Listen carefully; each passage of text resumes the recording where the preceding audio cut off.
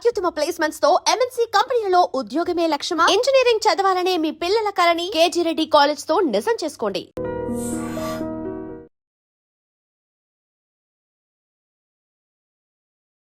నమస్తే. జగిత్యాల జిల్లా కోరుట్ల మండలం మాదాపూర్లో దారుణమైనటువంటి ఘటన జరిగింది. ఇద్దరు హరిబాబు, వైష్ణవి వీళ్ళిద్దరూ కొన్ని రోజుల క్రితం ప్రేమించి పెళ్లి చేసుకున్నారు. అయితే మంగళవారం రోజు ఉదయాన్నే రక్తపు మడుగులో పడింది వైష్ణవి. హరిబాబు అంటే భర్త హరిబాబే చాలా దారుణంగా వైష్ణవిని కత్తితో పొడిచి చంపేసి నేరుగా ఏమీ ఎరగనట్టుగా నేరుగా అక్కడ పోలీస్ స్టేషన్కి వెళ్ళి నేను వైష్ణవిని చంపేశానని చెప్పి పోలీసుల ముందు లొంగిపోయాడు. కానీ ఉదయం 8-9 వరకు వాళ్ళకేం తెలియలేదు. ఇంటి దగ్గర ఉన్న వాళ్ళకి, వాళ్ళ కుటుంబ సభ్యులకి ఏమీ తెలియలేదు. తర్వాత ఏంటి ఎంతసేపుగా అమ్మాయి బయట రావట్లేదని చూస్తే రక్తపు మడుగులో చేతి మీద, గొంతు మీద, కడుపు మీద గాయాలున్నాయి. కత్తితో దారుణంగా చంపేసినటువంటి పరిస్థితి ఉంది. వెంటనే పోలీసుల దగ్గరికి వెళ్ళారు. ఆల్రెడీ అప్పటికే వాడు పోలీసుల అదుపులో ఉన్నాడు. వీడిని కఠినంగా శిక్షించాలి, ఉరి తీయండి, మాకు అప్పగించండి, వాడి సంగతి మేము చూస్తామని చెప్పి పెద్ద ఎత్తున పోలీస్ స్టేషన్ దగ్గరే ఆందోళన చేస్తున్నటువంటి పరిస్థితి ఉంది. అయితే ఎందుకు ఇంత దారుణంగా హరిబాబు, వైష్ణవి యూట్యూబర్, అక్కడ స్థానికంగా ఆమె రీల్స్ చేస్తూ ఉంటుంది. రీల్స్ చేసి అవన్నీ అప్లోడ్ చేస్తూ ఉంటుంది. యూట్యూబర్గా పేరుంది. ఆమె ప్రతిరోజు కూడా ఏదో ఒక వీడియోలు రీల్స్ పెడతా ఉంటుంది. వీడు హరిబాబు అక్కడ స్థానికంగా ఉన్నటువంటి ప్రభుత్వ ఆసుపత్రిలో కాంట్రాక్ట్ కార్మికుడిగా పనిచేస్తూ ఉన్నాడు. కొన్ని రోజులు బాగానే ఉన్నారు. అప్పుడప్పుడు చిన్న చిన్న గొడవలు జరుగుతున్నాయి. కానీ అసలు చంపే పరిస్థితి వస్తుందా, మా అమ్మాయిని ఇంత దారుణంగా వీడు చంపేస్తాడని చెప్పి అసలు మేము ఊహించుకోలేదు. దట్టు వీడు ప్రేమించి పెళ్లి చేసుకున్నాడు అని కుటుంబ సభ్యులు చెప్తున్నారు. అసలు గతంలోకి ఒక్కసారి వెళ్ళి మనం పరిశీలిస్తే ఈ హరిబాబు అనేవాడు ఈ అమ్మాయిని ప్రేమించి పెళ్లి చేసుకున్నాడు.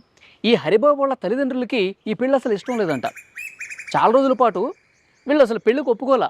అబ్బాయి తల్లిదండ్రులు, నువ్వు అసలు అమ్మాయిని పెళ్లి చేసుకుంటే మా ఇంట్లో కూడా ఉండొద్దు, నువ్వు అసలు అమ్మాయిని పెళ్లి చేసుకోవద్దు, మాకు ఇష్టం లేదు, నువ్వు వేరే పెళ్లి చేసుకో, వేరే అమ్మాయి, మంచి అమ్మాయిని నీకు చూస్తాము, అమ్మాయిని పెళ్లి చేసుకో అంటే వీడు అసలు ఏమాత్రం ఒప్పుకోకపోగా నేను ప్రేమించినటువంటి అమ్మాయి వైష్ణవిని నేను పెళ్లి చేసుకుంటానని చెప్పి తెగేసి చెప్పాడు. ఇక వీళ్ళు ఒప్పుకోవట్లేదని చెప్పి ఒకసారి పురుగుల మందు కూడా తాగాడంట. ఆత్మహత్యాయతనం కూడా చేశాడు. అదృష్టశాత్తు బతికాడు. ఎందుకంటే ఈ వైష్ణవిని నేను పెళ్లి చేసుకుంటాను, మీరు నా ప్రేమను కాదన్నారు కాబట్టి నాకు చావే శరణ్యం అని చెప్పి ఆ అమ్మాయి నేను పెళ్లి చేసుకోవాలి ఎలాగైనా అని చెప్పి పట్టుబట్టి ఒకసారి ఆత్మహత్యాయతనం కూడా చేశాడని చెప్పి తెలుస్తోంది. ఇప్పుడు ఇవన్నీ కూడా విషయాలు బయటకు వస్తూ ఉన్నాయి. మరి అలాంటి వ్యక్తి, మరి అంత ప్రేమ ఉన్నటువంటి వ్యక్తి ఇంత దారుణంగా భార్య వైష్ణవిని ఎందుకు చంపేశాడు అన్నది కూడా చాలామందికి అర్థం కాని విషయం. ఎందుకంటే వైష్ణవి వాళ్ళ తల్లిదండ్రులకు కూడా మరి బాగానే ఉండేవాళ్ళు, ఏదో చిన్న చిన్న గొడవలు జరుగుతున్నాయి. కానీ వీళ్ళు అసలు ఇంత దారుణంగా చంపేసి, ఇంత దుర్మార్గంగా ఒక కిరాతకులాగా, ఒక సైకోలాగా, ఒక క్రిమినల్ లాగా బిహేవ్ చేసి చంపేస్తాడని చెప్పి మేము కూడా ఊహించలేదు అని చెప్పి ఇప్పుడు చెప్తా ఉన్నారు. ఇప్పుడు ఈ హరిబాబు తల్లిదండ్రుల దగ్గర కాపురం పెట్టలా, ఈ హరిబాబు వాళ్ళ ఇంటి దగ్గర కాపురం పెట్టలా. ఎందుకంటే వాళ్ళు ఒప్పుకోలేదు. అసలు అమ్మాయిని పెళ్లి చేసుకుంటే నువ్వు రావద్దన్నారు కదా. ఇప్పుడు వైష్ణవి ఇంటి దగ్గర వీళ్ళు కాపురం పెట్టారు. కొన్నాళ్ళుగా ఇక్కడే ఉంటా ఉన్నారు. ఇంకా బాధాకరమైనటువంటి విషయం ఏంటంటే ఈ అమ్మాయి ప్రస్తుతం 5 నెలల గర్భవతి అంట.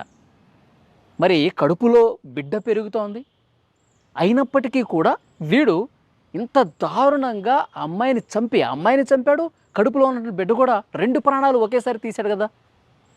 ఇంకా ఇది బాధ ఎక్కువైపోతుంది. అయితే అసలు ఎందుకు చంపాడు అన్నది పోలీసులు ప్రస్తుతం విచారణ చేస్తూ ఉన్నారు. వెలుగులోకి 2 ముఖ్యమైనటువంటి విషయాలు వస్తూ ఉన్నాయి.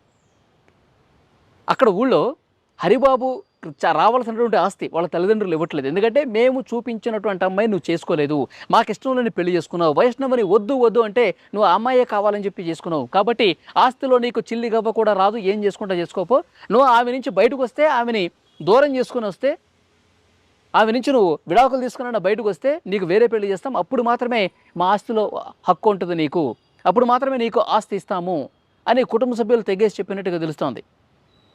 మరి ఈ గొడవలన్నీ ఎక్కువ జరుగుతున్నాయి. మరి ఈమెను చంపేస్తే నాకేమన్నా ఆస్తి వస్తుందని చెప్పి ఈ విధంగా ఒక క్రిమినల్ లాగా ఏమన్నా ఆలోచించాడా, ఇది తెలీదు. ఎందుకంటే కొన్ని రోజులుగా ఆస్తులకు సంబంధించిన గొడవలు జరుగుతూ ఉన్నాయి. ఇప్పుడు మేము చెప్పిన అమ్మాయి నువ్వు పెళ్లి చేసుకోలేదు, మరి మా దగ్గర ఉన్నటువంటి ఈ ఆస్తులన్నీ కూడా నీకు ఎట్లా ఇస్తామరా అని ఈ గొడవలన్నీ ఎక్కువ జరుగుతున్నాయి. ఇదొక కారణంగా కనిపిస్తోంది. రెండోది, ఈ అమ్మాయికి ఈ అబ్బాయికి అంటే భార్యాభర్తలు ఇద్దరికీ కొన్ని రోజులుగా గొడవలు జరుగుతున్నాయి. అనుమానం పెనుభూతమైనట్టుగా కొంత సమాచారం వస్తుంది. అనుమానం ఎక్కువ పెట్టుకున్నాడు. ఈమె రీల్స్ చేస్తూ ఉంది, ఎవరెవరికో షేర్లు చేస్తూ ఉంది, పొద్దున్న లేస్తే కెమెరా ముందు డ్యాన్సులు చేస్తూ ఉంది. సో ఈ రీల్స్ చేస్తూ ఇతనికి నచ్చని సందర్భంగా చాలాసార్లు గొడవ పెట్టుకుని, నువ్వు ఎవరితోనో మాట్లాడుతున్నావు, నువ్వు ఎవరితోనో ఫోన్లు మాట్లాడుతున్నావు, నువ్వు ఎవరితోనో ఉంటున్నావు అని అనుమానం ఎంచుకున్నాడు. అనుమానం పెనుభూతమై ఈ గొడవలు జరుగుతూ అర్ధరాత్రి దాటిన తర్వాత ఇంత విచక్షణ కోల్పోయి దారుణంగా హతమార్చాడా? ఈ కోణంలో కూడా ప్రస్తుతం విచారణ చేస్తూ ఉన్నారు. వీడికి చంపడం వెంటనే వెళ్ళిపోయి పోలీసుల ముందు లొంగిపోయాడు. నేను నా భార్యని వైష్ణవిని చంపేశాను అని చెప్పి పోలీసుల ముందు లొంగిపోయాడు. తర్వాత కుటుంబ సభ్యులకు 2 గంటల తర్వాత తలుపు తీసి చూస్తే రక్తపు మడుగులో పడి ఉన్నటువంటి వైష్ణవి కనిపించింది. గర్భంతో ఉన్నటువంటి ఆమెని, ప్రేమించి పెళ్లి చేసుకున్నటువంటి అమ్మాయిని ఇంత క్రూరంగా, ఇంత ఒక పశువులాగా బిహేవ్ చేసి, రాక్షసులాగా బిహేవ్ చేసి చంపేశాడు కదా. ఇది వాళ్ళందరూ కూడా చాలా బాధను వ్యక్తం చేస్తున్నారు. వైష్ణవి తల్లిదండ్రులు, కుటుంబ సభ్యులు, వైష్ణవి కుటుంబంతో పరిచయం ఉన్న వాళ్ళందరూ కూడా ఇప్పుడు పోలీస్ స్టేషన్లోకి వచ్చి పోలీస్ స్టేషన్ ముందు కూర్చొని పోలీసులతో గొడవ దిగుతున్నారు. వాడు లొంగిపోతే మీరు వాడిని జైల్లో కూర్చోబెట్టారు, వాడిని అదుపులోకి తీసుకున్నారు, వాడే వచ్చి లొంగిపోయాడు కదా, వాడికి 3 పూట్ల అన్నం పెడతా ఉన్నారు, ఇక వాడిని రాజభోగాలు అందిస్తారు మీరు. ఏదో ఒక రోజు వాడికి బెయిల్ వస్తుంది, హ్యాపీగా మళ్ళీ బయటకు వచ్చేస్తాడు. అట్లా వద్దు, వాడిని అప్పగించండి, తగిన శాస్తి వాడికి చెయ్యాలి. మా అమ్మాయిని చంపాడు కాబట్టి వాడు కూడా చావాల్సిందే. మీరు ఉరేస్తారా? లేకపోతే వాడిని అప్పగిస్తే మేమే రాళ్లతో కొట్టి చంపుతాం. మా అమ్మాయిని ఇంత దారుణంగా కత్తితో పొడిచి చంపాడంటే అసలు వాడిని ఏమనుకోవాలి? చాలా కాముగా ఉండేవాడు, అసలు ఏమీ ఎరగనట్టు అమాయకుల్లాగా మా ముందు బిహేవ్ చేశాడు. మరి వాడికి చంపాలన్నటువంటి అంత క్రూరత్వం ఎందుకు వచ్చింది మాకు అర్థం కావట్లేదు. వాడిని అప్పగిస్తారా లేదా అని చెప్పి పోలీసులతో గొడవ చేస్తున్నారు. అక్కడ రోడ్డు మీద కూర్చుండిపోయి వాడిని మాకు అప్పగిస్తారా లేదా, వాడిని మేము చంపుతాం అని చెప్పి పెద్ద ఎత్తున ఆందోళన చేస్తున్నటువంటి పరిస్థితి ఉంది. కానీ నిజంగా తల్లిదండ్రులు బాధతో అంటున్నారు, చాలా ఆవేదనతో అంటున్నారు. ఎందుకంటే గర్భంతో ఉన్నటువంటి కన్న కూతుర్ని ఇంత దారుణంగా చంపడం పట్ల వాళ్ళందరూ కూడా చాలా బాధతో ఉన్నారు. ఆ కోపంతో రగిలిపోతూ ఉన్నటువంటి పరిస్థితి ఉంది.